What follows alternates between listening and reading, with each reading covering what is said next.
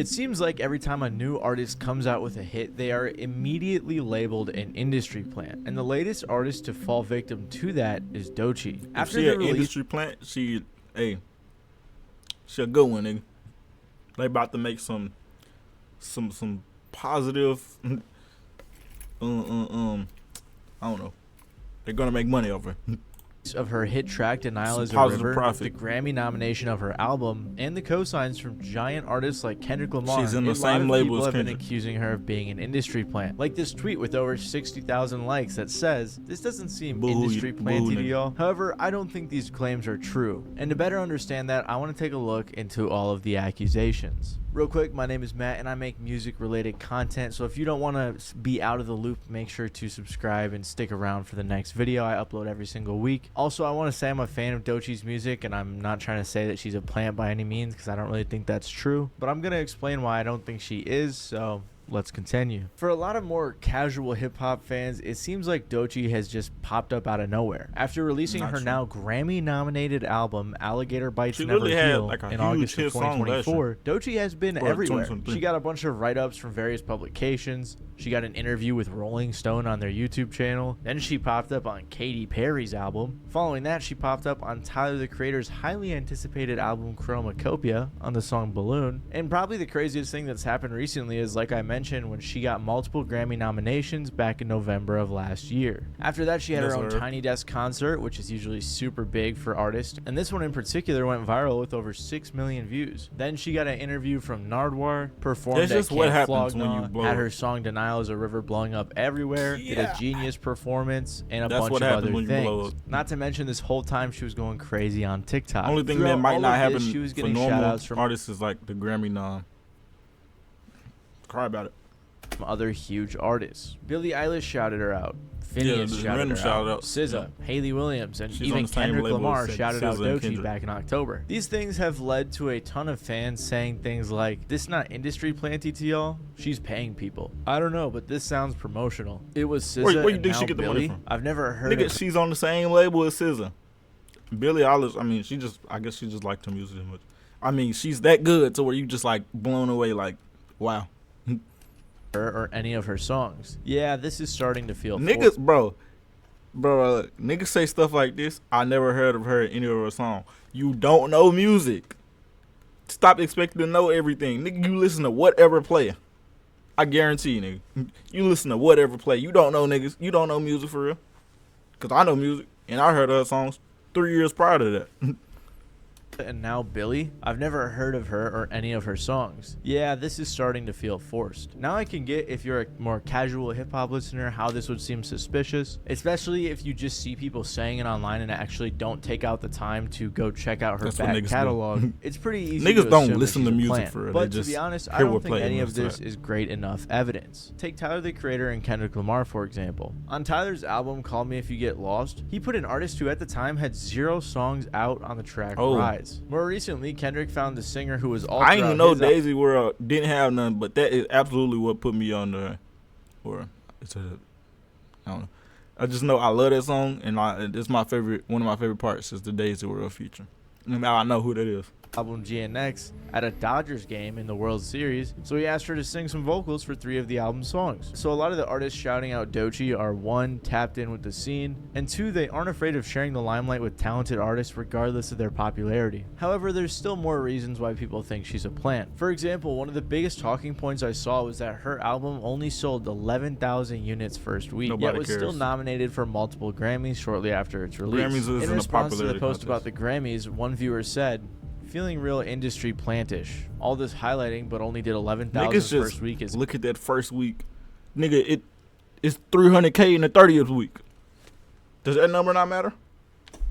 Interesting. So clearly a lot of people think she's a plant for a variety of reasons. But what they won't tell you is that there's a lot of other people who have actually known about Doechii for a while. Like myself, for example. Doechii actually has a pretty extensive back catalog and history prior to her recent explosion. She grew up doing ballet, tap dancing, acting, gymnastics, music, and all sorts of those artistic things. She went to a performing arts school and clearly was destined for the music industry. She actually began making music back in 2015 on SoundCloud and would record at her friend's house. Doechii went under the username I am Doechii, and you can still find a bunch of her older music online if you dig deep enough. She actually documented not only her musical journey but like her whole life's journey on her YouTube. You can actually go to her channel and watch tons of vlogs and other sorts of videos she used to make. So she clearly has the internet back catalog of like a normal person trying to make it, not like a traditional industry plant where they hide all of their internet history. Then after releasing music for years, she finally got some attention on her breakthrough single Yucky Blucky Fruitcake. Eventually it started to go viral on TikTok, and Doechii was finally getting some buzz in the music community. By summer of 2021, the track had over 20 million streams on Spotify and 2 million views on the music video.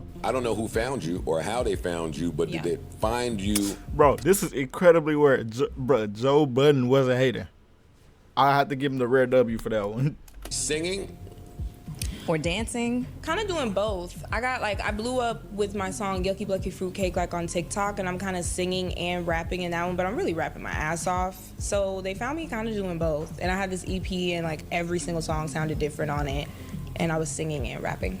The buzz from this track was enough for her to lock down a feature on Isaiah Rashad's track What You Said. And this song, I promise you guys, was so amazing. This is how I personally found Doechii. Yo, me too. That's exactly how I found it. Song. I highly recommend you guys listen to it. I love the whole album, but this song is one of my favorites. After this song, she locked down a record deal with Top Dog Entertainment. This is the record label that Isaiah Rashad is on, the one that SZA is on, and also the label that Kendrick Lamar was with for a large part of his career. So it makes sense why she signed with them after her feature on Isaiah's song. Now you signed with TDE. Yes. Now, how did that happen? How did you hook up with TDE? How did they hear your music?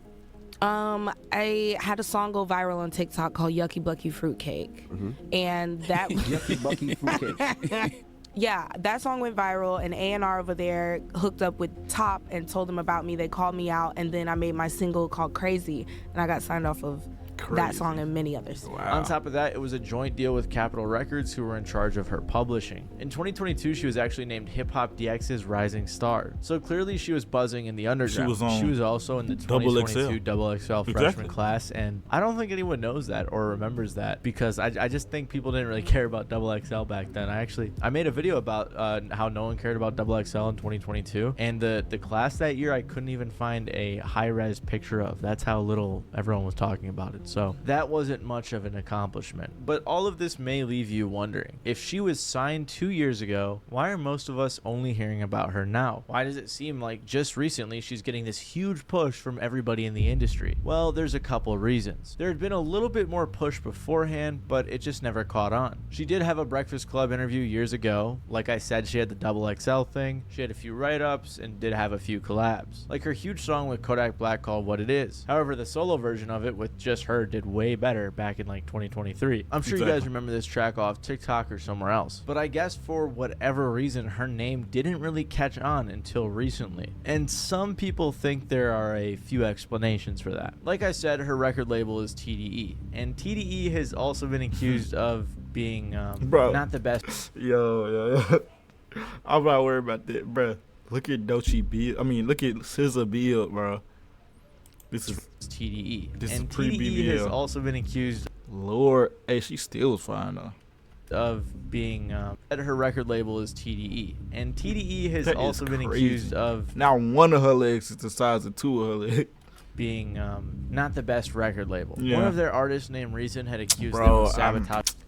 What they did, the Reason, bro. His album. A few fans have accused TDE over the years of kind of holding back some of their artists in some ways. There isn't much evidence for this, and I think it's a bit of a vocal minority, but it's definitely an idea that exists. So when Doechii signed on to TDE, a fan commented, "Horrible news that Doechii signed with TDE. We're never going to hear from her again." And to be fair to that commenter, she had only released some singles and EPs while she was at the label for years. Up until recently, of course. There's a few possibilities of what happened. It's possible the label had shelved her for a while to focus on other artists' projects, or it's also possible that she just took a lot of time to work on her album. releasing EPs and singles in the meantime. But in every single interview of hers I watched, it seemed like the interviewer was always asking questions about the label in some type of negative way, which makes me wonder if she was shelved or mismanaged or just put to the side up until recently. I've been signed to TDE for I think 4 years and didn't drop a project, and so like I've experienced a lot in that time, and I just built a frustration of like feeling like the underdog, you know, for a long time. I still feel like the underdog, and I still have a lot of growing to do, but I just felt like, stop fucking playing with me. But how difficult is it to convince the label, right? Like, are they only moving when they feel like the music matches? Yo, stop fucking playing with me. Like, talk to me about some of the frustrations of artist development. Like 4 years preparing for this. Like I say all the time, we get our whole life to work on our debut. Yeah. So, like, talk to me about that process. Yeah. Well, in those 4 years, I released like 2 EPs, which like were just like whatever. She even mentioned it herself in her interview with Rolling Stone. I woke up one day and I felt very ready to stop being codependent on my label. And when I say that, I mean like codependent on their opinions, codependent on their approval, codependent on their advice. This is a very common thing in the industry where an artist is stuck with their label and their label doesn't do a great job until they get with a new record label. For example, Sabrina Carpenter was with a Disney record label for so long and never really saw much success until she signed a new deal with Island Records and Universal and then blew up, to which people started calling her an industry plant. However, Doechii didn't switch record labels because I think they were taking a bit more time with artist development. Artist development is the process a musician goes through to develop their craft and skills necessary to build a professional career in the music industry. So the theory that TDE was holding her back doesn't make a ton of sense to me either, especially since in multiple interviews she mentioned the label helped her a ton and took it a lot more serious with the release of the album. But when I started focusing on my debut album, it's like both of my labels were like, okay, this is really serious. Seems like the same thing that happened with Tizo Touchdown, an artist who had been around for a while, but after developing his style over the years began to get mainstream recognition and then eventually blew up. So with all of this evidence stacked up against the industry plan argument, why is it one that people are still making? Well, there's a few reasons. One thing that I've noticed is there are a lot of stands out to get Doechii. Like the account that tweeted the tweet with over 60,000 likes about her being an industry plant is a Drake and Nicki stan page. And when Drake has beef with Kendrick and Kendrick was with TDE, it clearly just seems like they're picking sides. One fan said, "They hating on everyone that's from TDE because of Dot beating Drake. It's sad what has happened ever since the beef." Another person said, "What did Doechii do to Drake fans and Barbs?" Someone responded, "The Barbs hate her because she unfollowed Nicki, I think around the time she had her coke-fueled rant about Meg, and the Drake fans hate her because she's signed to TDE, and anything TDE related is in immediate relation to Kendrick." And the person who tweeted about her paying people for support was an Ice Spice fan account, so clearly there's a theme here. Yeah, buddy, you an Ice Spice fan account. Never speak about music, bruh. You come on now. You are excommunicated. This can be further seen when you take into account the brief hate campaign they ran against Doechii, accusing her of doing coke in one of her videos, with people like Academics reporting on it. And as I'm sure most of you know, Academics is not the most why he still ain't fixed his camera? People like Academics reporting on it. And as I'm sure most of you know, Academics is not the most unbiased journalist. Doechii has also had this whole beef with Azalea Banks, although Azalea was also trying to push the coke thing too. Nigga, who hasn't had a beef with Azalea Banks, nigga? It seems as if a lot of people, for a variety of reasons, are upset about her success, want to bring her down, and are creating a narrative that she's an industry plant or a cokehead or whatever else. But I think the major takeaway from this video is to chill out on labeling someone as something without knowing more about the situation. Like when people were calling Forbats a plant, I understood it because he came out of nowhere. But Doechii has been here for a minute and definitely has a dope career ahead of her. If you guys like this video, you might like my video where I talk about industry plants in general and how a lot of these people that are accused of it have the same type of rise and how the term is stupid. You'll see what I mean, so just make sure to click the video on screen. Other than that, I hope you guys enjoyed. If you did, maybe leave a like or even consider subscribing down below. Other than that, it's been your boy Matty Balls, and I'll see you guys next time.